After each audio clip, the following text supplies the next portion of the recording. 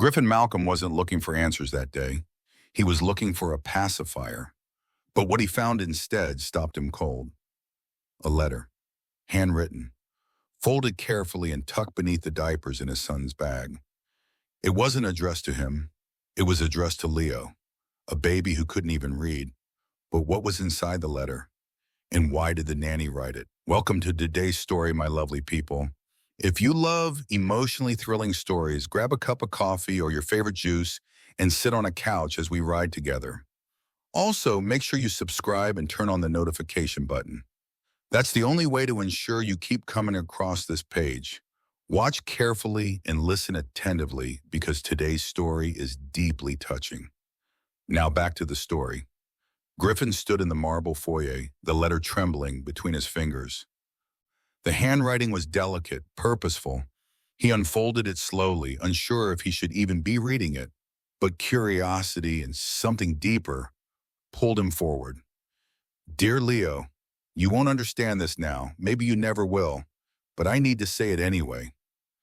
Griffin's breath caught. Today you smiled at me, just for a moment. But it was real, and I saw it. He froze. Leo had smiled? Griffin lifted his gaze toward the nursery.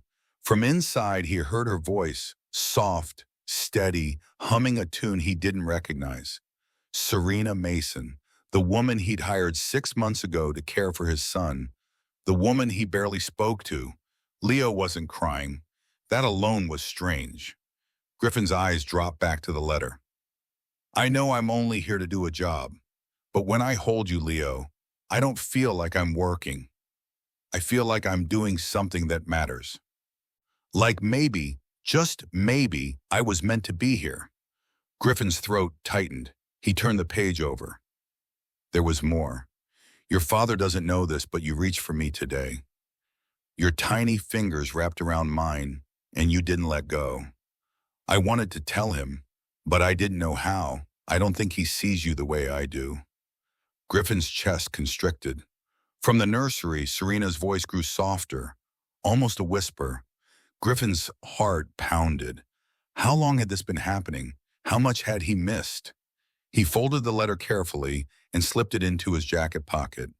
Then he walked toward the nursery, slowly, quietly. Griffin stopped just outside the nursery door. He didn't step inside, didn't announce himself. He just watched. Serena was sitting in the rocking chair by the window, Leo cradled against her chest. The afternoon light fell across them both, soft and golden. She was humming, her hand moving in slow circles across Leo's back. Leo's eyes were half closed, peaceful. Griffin couldn't remember the last time his son had looked like that. You're such a good boy, Serena whispered. You don't cry because you're difficult. You cry because you need someone to listen. And I hear you, sweetheart. I always will. Leo made a small sound, not a cry, something softer. Griffin's throat burned. Serena shifted slightly, and that's when it happened. Leo's tiny hand reached up. His fingers brushed against Serena's cheek, and she smiled. Not the polite, professional smile Griffin had seen before. This was different. This was real. I see you too, Leo, she whispered. Griffin stepped back from the doorway before either of them could notice him. His heart was hammering. He had hired Serena to watch his son, to feed him, change him, keep him safe. But what he had just witnessed wasn't caregiving. It was love. The kind of love he used to imagine giving. The kind he'd locked away the night his wife died. Griffin walked back down the hall, the letter still folded in his pocket. He didn't know what to do with what he'd just seen. He didn't know what to do with what he felt. But one thing was certain, everything had changed. Who do you think was really present in Leo's life in this story? And who was running away? Who acted out of love? And who let fear win? I want to hear your take. Drop your answer in the comments. Griffin hadn't always been this distant. There was a time, brief, painful, impossible to think about, when he had imagined being the kind of father who noticed first smiles, who felt tiny fingers wrap around his own. But that was before the night everything fell apart. The hospital room had smelled like antiseptic and something else, something metallic and final. Loss, Griffin would later realize. That's what death smelled like. He had stood by the window, staring at nothing while the nurses moved quietly around him.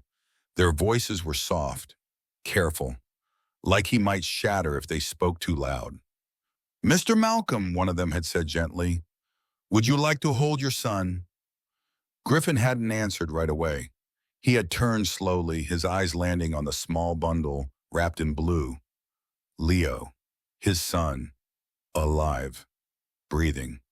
And his wife, Claire, was gone. The nurse placed Leo in his arms, and Griffin had looked down at the tiny face, red and wrinkled, eyes shut tight against the world. He should have felt something. Joy, relief, love. But all he felt was rage. Not at Leo, never at Leo, at the universe, at fate, at the cruelty of being given something precious at the exact moment something irreplaceable was taken away. He couldn't look at his son without seeing what it cost. So he stopped looking. Griffin had left the hospital 3 days later with a baby he didn't know how to hold and a grief so heavy it felt like drowning. He hired a night nurse within the week, then a nanny, then a housekeeper. He built systems, schedules, routines that ran like clockwork. He told himself he was being responsible, providing, making sure Leo had everything he needed. But the truth he couldn't say out loud was simpler. He was running from the weight of Claire's absence, running from the guilt that came every time Leo cried, and Griffin felt nothing but exhaustion, running from the terrifying possibility that he might never be able to love his son the way a father should. So he replaced presence with precision, love with logistics. He convinced himself that it was enough, that Leo was fed, safe, cared for, and that was what mattered. But deep down, Griffin knew. He knew he was failing. He knew his son was growing up in a house that felt more like a museum than a home. He knew that no amount of money or staff could replace what Leo truly needed, him. And now, standing in the hallway with Serena's letter folded in his pocket and the image of his son's peaceful face burned into his mind, Griffin realized something he'd been avoiding for over a year. He had been so afraid of the pain that loving Leo might bring that he had never given himself the chance to try. If you know you're not on the side of people who abandon those who need them most, type your thoughts below. Your voice matters here. But Serena had. She had walked into his son's life and done what Griffin couldn't. She had stayed. She had seen Leo, really seen him, and somehow, without even meaning to, she had become the one person in this cold, empty penthouse who made his son feel like he mattered. Griffin leaned against the wall, his hands trembling. The letter had stopped him in his tracks, and for the first time since Claire died, Griffin Malcolm didn't know if he had the strength to keep running or if it was finally time to stop. What lesson did this teach you about people who run from pain instead of facing it? Type your answer. I want to hear what you saw. Griffin started watching her the next morning. Not obviously, not in a way she'd notice. He lingered in doorways, paused in hallways, found reasons to pass by the nursery when he knew she'd be there. He told himself he was just checking in, making sure everything was running smoothly, but that wasn't it. He was studying her. Serena moved through the nursery like she belonged there, like the space had been built around her instead of the other way around. She spoke to Leo constantly. Not baby talk, not the high-pitched cooing Griffin had heard from other caregivers. She spoke to him like he was a person, like he understood. "All right, sweet boy, I'm going to pick you up now," she'd say softly, sliding her hands beneath him. "There we go, I've got you." Leo would settle immediately. Griffin watched from the hallway as Serena carried him to the changing table, narrating every movement. I know, you don't like this part, but we'll be quick, I promise." She apologized when her hands were cold, when the wipe startled him. When she took too long fastening the diaper, "Sorry, baby, I'm still learning your preference on snugness." "Too tight?" "No." "Okay, good." Griffin had never heard anyone talk to an infant that way. Like his comfort mattered. Like his experience mattered. When she fed him, it was the same. She'd test the bottle temperature on her wrist, then adjust Leo in her arms until he looked comfortable. "Here we go. Nice and warm. Take your time, Leo. No rush." And when he burped, something small and ordinary, Serena would smile like he'd just accomplished something remarkable. "There it is. Good job, sweetheart.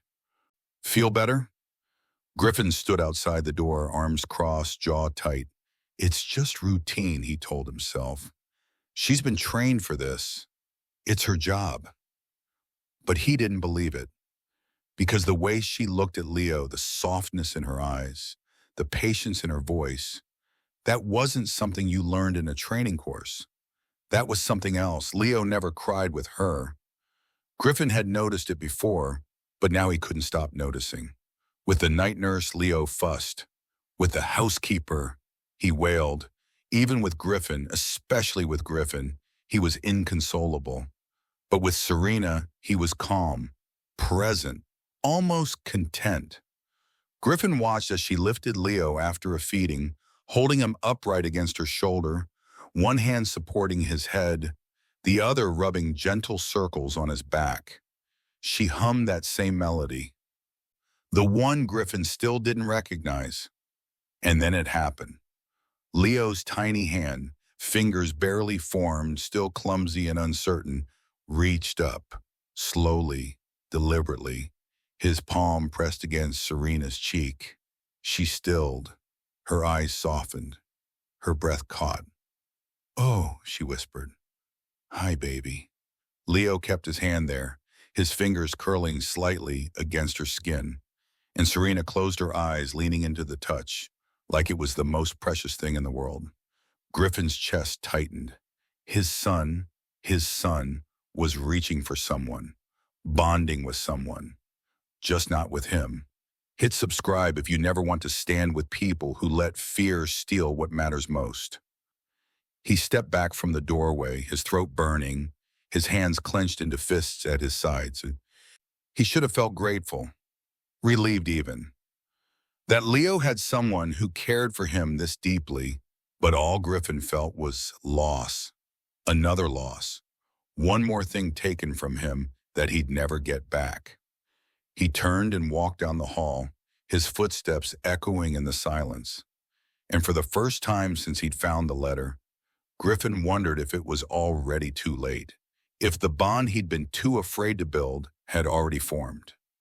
Just with someone else. Like this video, if you believe people who show up deserve more respect than people who hide. Griffin found her in the nursery that evening, folding Leo's laundry by the window. Leo was asleep in his crib, one small fist curled near his face. Griffin stood in the doorway for a moment, the letter still folded in his jacket pocket. He'd been carrying it for 2 days now, reading it, rereading it. He couldn't let it go. "Serena." She turned, startled, her hands stilled on a tiny onesie. "Mr. Malcolm, I didn't hear you come in. I need to ask you something." Her expression shifted, guarded now. "Of course, Griffin stepped into the room and pulled the letter from his pocket. He held it up, watching her face. Serena's eyes widened. The color drained from her cheeks. She started, then stopped. Her hands twisted together. "I didn't mean for you to see that." "I know." Griffin's voice was calm, but his pulse wasn't. "But I did." She looked down, her shoulders tightening. "I'm sorry, I shouldn't have. It was inappropriate. Why did you write it?" Serena froze. Griffin took a step closer. "Why write a letter to a baby who can't read? Why say those things?" Her jaw trembled. She opened her mouth, then closed it again. "Serena, I'm not angry. I just needed to understand." She exhaled shakily, her eyes still fixed on the floor. When she finally spoke, her voice was barely above a whisper. "Because he listens." Griffin frowned. He's 6 months old. I know, her voice cracked, but he doesn't judge me. He doesn't tell me I'm being too much or that I care too hard. When I write to him, it feels real, like the feelings matter, like I matter. Griffin said nothing. Serena's hands were shaking now. I know what it's like to be unseen, Mr. Malcolm. To grow up in places where no one looked at you long enough to know your name, where you were just another kid passing through. Her eyes lifted to his, wet but defiant. I write to Leo because I don't want him to ever feel that way. I want him to know, even if he never remembers, that someone saw him, that someone cared. Griffin's throat tightened. He wanted to say something, anything, but all he could manage was, it's sentimental. Serena flinched like he'd struck her. Maybe it is, she said quietly, but it's honest. Griffin looked away, his chest aching in a way he didn't understand. She wasn't performing care.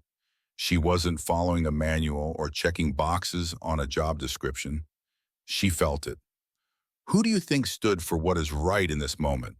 Who was still holding on to fear instead of truth? I want to hear your take. Drop your answer into the comments. Every word in that letter, every moment with Leo, it was real. And that unsettled him more than anything else, because Griffin had spent a year building walls, keeping distance, convincing himself that efficiency was enough. And here was this woman, this stranger, giving his son something Griffin had been too afraid to offer: presence, tenderness, love. He didn't know how to respond to that. He didn't know if he even had the right. I'm not asking you to stop, Griffin said finally, his voice rough. Serena looked up, confusion flickering across her face. I just needed to know why. He turned and walked toward the door, the letter still in his hand. But before he left, he paused. Thank you, he said quietly, for seeing him. If you've ever known someone who stayed when others ran, type their name below. Your voice matters here. And then he was gone. Serena stood alone in the nursery, her hands pressed to her mouth, tears streaming silently down her cheeks. Griffin was halfway down the hall when he heard it. A melody, soft, formless, drifting from the nursery like something pulled from a dream. He stopped walking. His entire body went still. No, it couldn't be. He turned slowly, his heart pounding, and moved toward the nursery door. The humming continued, gentle, unhurried. Griffin's throat tightened. He knew that tune. He stepped into the doorway, his hands gripping the frame. Serena was sitting in the rocking chair, Leo cradled against her chest, her eyes half closed as she swayed gently back and forth. She was humming. That melody, the one Claire used to hum late at night when she couldn't sleep. The one she'd made up during her pregnancy, something soft and shapeless that existed only between her and the baby she'd never get to hold. Griffin's voice came out rough, sharp. Where did you learn that? Serena's eyes snapped open. She looked up, startled. Mr. Malcolm, I'm sorry, I didn't hear you. That song, his voice cracked. Where did you learn it? Serena's face paled. She glanced down at Leo, then back at Griffin. I found it. Found it? Griffin stepped into the room, his chest tight, his hands shaking. What does that mean? Serena stood carefully, still holding Leo, and crossed to the dresser. She opened the top drawer and pulled out a small phone. Old, scratched, the screen cracked along one edge. I found this a few weeks ago, she said quietly. It was in the back of the drawer. I thought maybe it had photos or something you'd want to keep, so I charged it. She unlocked the screen with trembling fingers and turned it toward him. A voice memo app, one file saved. The label read, "For Baby." Griffin's breath left him. Serena pressed play, and then he heard it. Claire's voice, faint, warm, a little breathy, like she'd been lying down when she recorded it. She was humming. That same melody, The one Griffin hadn't heard in over a year, the one he thought he'd lost forever. "I made this up for you," Claire's voice said softly, a smile in her words. "I don't know if it's any good, but maybe you'll like it anyway. Maybe it'll help you sleep." There was a pause, then she hummed again, slow and tender. Griffin's vision blurred. His chest felt like it was caving in. Grief crashed into him like a wave, sudden, violent, unstoppable. He couldn't breathe, couldn't think. All he could hear was her voice. All he could feel was the loss. He turned without a word and walked out of the room. Serena called after him, but he didn't stop. He made it to his bedroom and shut the door behind him, his back pressed against the wood, his hands covering his face. And for the first time since the hospital, Griffin Malcolm let himself break. What lesson did this teach you about people who bury their grief instead of letting it heal? Type your answer. I want to hear what you saw. He slid down to the floor, his shoulders shaking, his breath coming in ragged gasps. Claire was gone. She was gone, and she wasn't coming back, and their son would never know her voice except through a recording on a broken phone. Griffin sat there in the dark, alone, and let the grief take him. But that night, long after the tears had stopped, he couldn't stop hearing it. The lullaby, Claire's voice, and underneath it, softer but just as real, Serena's, carrying it forward, keeping it alive. Like this video if you believe the people who carry what we've lost deserve to be honored. Griffin found Serena in the nursery the next evening. She was changing Leo's diaper, her movements practiced and gentle. She glanced up when he entered, surprise flickering across her face. "Mr. Malcolm." Griffin stood in the doorway, his hands in his pockets. He'd been standing outside for nearly 10 minutes, trying to find the courage to walk in. "I want to try something," he said finally. Serena straightened, her hands stilling on Leo's onesie. "Of course, what do you need?" Griffin's jaw tightened. The words felt impossible. "I want to hold him." He paused. "While you hum the lullaby." Serena's eyes widened slightly, then softened. "Okay," she said quietly. She finished dressing Leo and lifted him carefully, carrying him toward Griffin. Leo was already fussing. Small whimpers that would turn into wails any second now. Griffin's chest tightened. This was a mistake. But Serena was already placing Leo into his arms, adjusting his tiny body, making sure Griffin's hands were positioned correctly. "Support his head." "The head," she just like that. "You've got him." Leo's face scrunched up, his mouth open. Griffin braced himself for the crying, but then Serena stepped back just a few feet away, and she started to hum, softly, gently, the lullaby, Claire's lullaby. Leo's mouth closed. His body, tense and rigid a moment ago, began to soften. Griffin stared down at his son, barely breathing. Leo's eyes blinked slowly, his small fists unclenching. He wasn't crying. For the first time in weeks, maybe ever, Leo wasn't crying in Griffin's arms. Serena continued humming, her voice low and soothing, filling the quiet spaces of the room. Griffin's hands were shaking. He could feel the warmth of Leo's body against his chest, the slight weight of him, the rise and fall of his tiny breaths, his vision blurred. "I'm sorry," Griffin whispered, his voice cracking. He wasn't sure who he was talking to. Leo, for all the months he'd kept his distance. Claire, for not being strong enough to do this alone. Himself, for being so afraid. Leo made a small sound, not distress, something softer, almost like a sigh, and then, impossibly, he relaxed further into Griffin's arms, like he trusted him, like he felt safe. Griffin's breath hitched.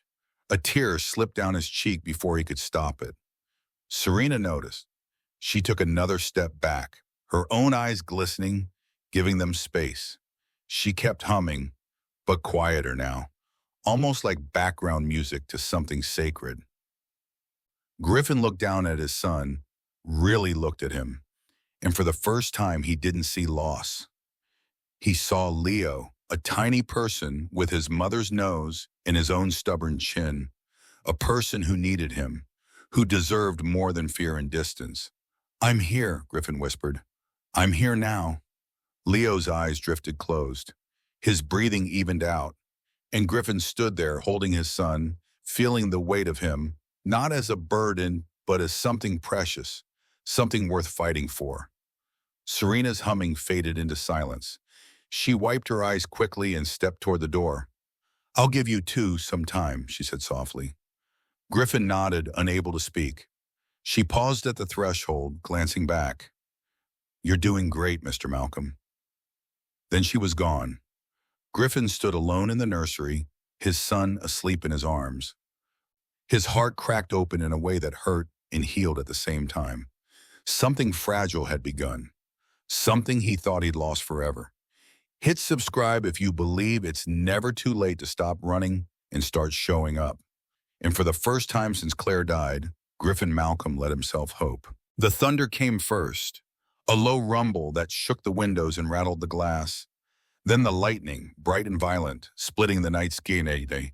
And then Leo's screams. Griffin was out of bed before he realized he was moving, his heart pounding, his feet bare against the cold marble floor. He ran down the hall toward the nursery, his breath coming fast. The door was already open. Serena was there, standing beside the crib, her hand hovering over Leo but not touching him. She looked up when Griffin entered, her face illuminated by another flash of lightning. "He's terrified," she said quietly. Leo's cries were piercing, desperate. Griffin stepped forward, his instinct screaming to let Serena handle it. She knew what to do. She always knew. But she didn't move. Instead, she stepped back. "Try," she said softly. "He needs you." Griffin's hands trembled. Another crack of thunder. Leo shrieked. Griffin reached into the crib and lifted his son, clumsy and uncertain, his grip too tight at first before he forced himself to relax. Leo writhed in his arms, his face red, his tiny fists flailing. "I don't," Griffin started, his voice breaking. "I don't know." "The lullaby," Serena said gently. "Just try." Griffin's throat closed. He couldn't sing. He'd never been able to carry a tune.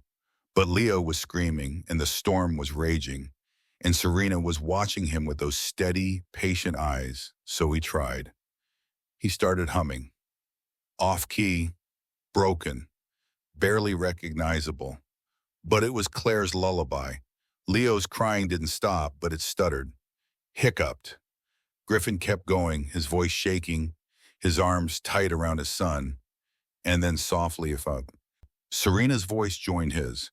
She hummed the melody alongside him, her tone steady and sure, filling in the gaps where his voice cracked and faltered. Together their voices wove through the nursery, barely audible over the storm. But Leo heard it. His cries softened. His body began to relax. Griffin's vision blurred. He kept humming, even though his throat burned, even though he could barely see through the tears. Serena stepped closer, her hand resting lightly on Griffin's shoulder. She didn't take Leo from him. She just stayed. And slowly, so slowly, Leo's crying faded into small, shuddering breaths. His eyes blinked heavily, his tiny fingers curling into Griffin's shirt. The storm raged outside, but inside the nursery, there was quiet. Griffin looked down at his son, his chest heaving, his entire body trembling. Leo's eyes were closing. His breathing was evening out. He was calm. Griffin had done that, not alone, but he hadn't run. He hadn't handed Leo off the second things got hard. He had stayed. Serena's hand slipped from his shoulder. She stepped back, giving them space, her own eyes wet. "You did it," she whispered. Griffin shook his head, his voice raw. "We did it." Serena smiled, soft and sad and proud all at once. Another flash of lightning lit the room, but Leo didn't flinch. He was asleep now, his small body warm and trusting against Griffin's chest. Griffin sank slowly into the rocking chair, still holding him, still humming under his breath. Serena moved toward the door, but Griffin's voice stopped her. "Stay," he said quietly. "Please." She hesitated, then nodded. She sat on the floor beside the chair, her back against the wall, her knees pulled to her chest. And together they waited out the storm. Not as employer and employee, but as two people who loved the same small boy and who were finally learning how to do it together. If you know you're not on the side of people who abandon others when things get hard, type your thoughts below. Your voice matters here. They sat in the nursery long after the storm passed. Leo was asleep in Griffin's arms. The rain had softened to a gentle patter against the windows. Serena was still on the floor, her back against the wall, her eyes distant. "I grew up in foster care," she said quietly. Griffin looked up, surprised. She'd never spoken about herself before.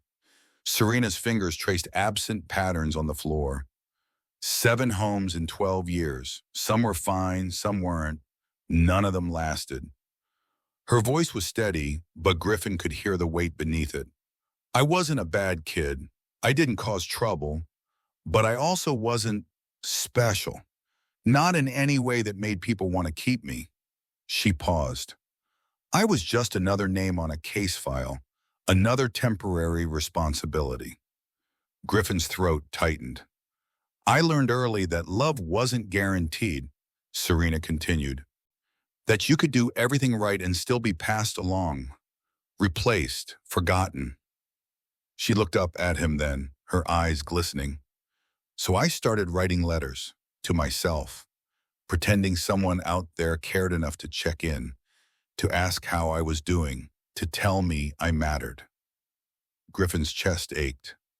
"I kept every single one," she whispered, "in a shoebox under my bed, and on the bad days I'd read them and pretend they were real." She wiped her eyes quickly, her voice trembling now. "That's why I write to Leo, because I know what it feels like to be unseen, to wonder if anyone would notice if you disappeared. And I don't ever want him to feel that way." Her gaze dropped back to the floor. "Every child deserves to feel seen, Mr. Malcolm.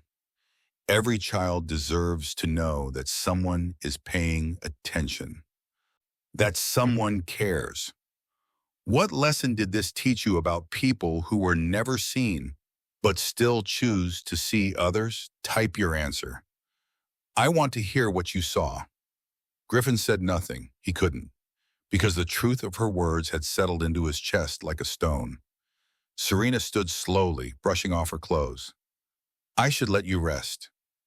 "Serena." She paused at the door. "Thank you," Griffin said quietly, "for telling me." She nodded, her lips pressed into a sad smile. Then she was gone. Griffin sat alone in the rocking chair, Leo still asleep against his chest. He waited until he was sure Serena had gone to her room.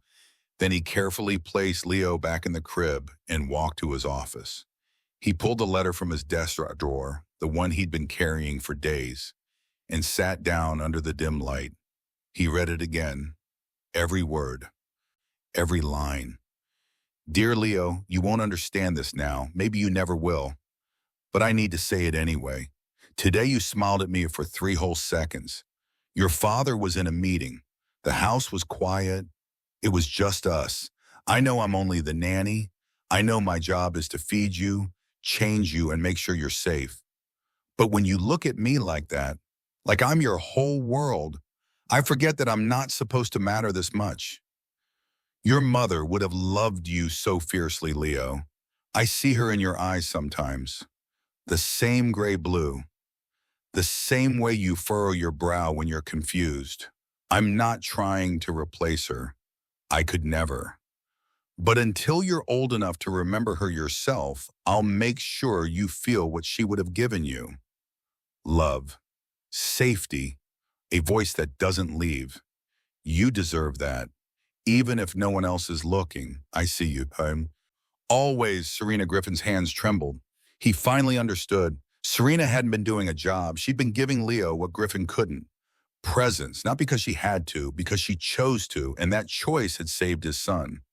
Maybe it had saved Griffin too. Griffin's assistant brought it up over coffee.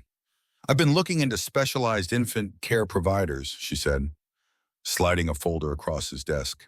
Top-tier credentials. Experience with developmental milestones. I think it might be time to transition. No, she blinked. Mr. Malcolm? We're not replacing Serena. His assistant hesitated. I just thought, given Leo's needs, a certified specialist might. I said no. Griffin's voice was firm, final. His assistant nodded slowly and left without another word. Griffin sat alone in his office, staring at the folder she'd left behind. Then he stood and walked to the nursery.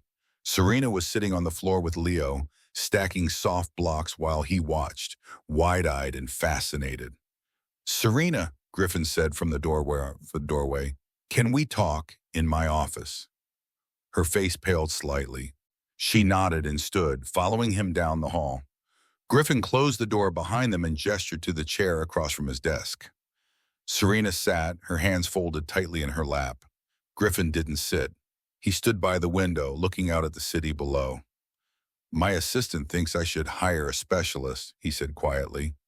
Serena's breath caught. I understand if you need someone with more. I told her no. Serena stopped, her eyes lifted to his. Griffin turned to face her. You're not just the nanny anymore, Serena. His voice was steady, but his hands weren't. You're family. You're the reason my son smiles. You're the reason this house feels less like a tomb and more like a home. Serena's eyes filled with tears. I don't know what I'm doing half the time, Griffin continued, his voice rough. But I know that Leo needs you, and so do I. Mr. Malcolm, Griffin, he said, just Griffin. Serena's lip trembled. I don't want to overstep. I don't want to assume. You're not assuming, Griffin said firmly. I'm asking you to stay, not as staff, as part of this family, if you'll have us. Serena pressed her hands to her mouth, tears streaming down her face. Yes, she whispered. Yes. Griffin exhaled, something tight in his chest finally loosening. Thank you, he said quietly.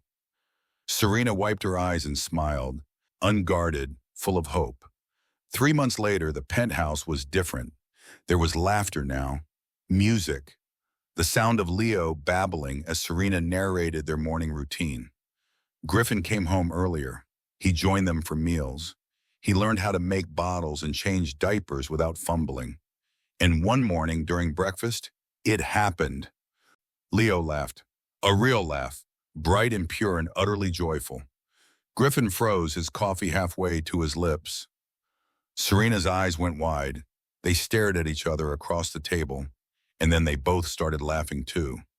Leo giggled again, delighted by the sound. Griffin reached across the table. Serena met him halfway, their hands clasping briefly. No words were needed. They understood. Later that evening, after Leo was asleep, Griffin sat in his office. He pulled out his wallet and unfolded the letter, creased now, worn at the edges from being read so many times. He traced the words with his finger. Even if no one else is looking, I see you. Griffin folded it carefully and slipped it back into his wallet, where it would stay. Always, because some things were worth holding on to. Some people were worth keeping close. And some families weren't born. They were built, one moment, one choice, one act of love at a time. Share this with someone who has ever felt unseen, or someone who is learning to stop running from what matters. Let's make sure more people understand that fear doesn't have to win. And if you believe good people should never stay silent when love is on the line, subscribe now.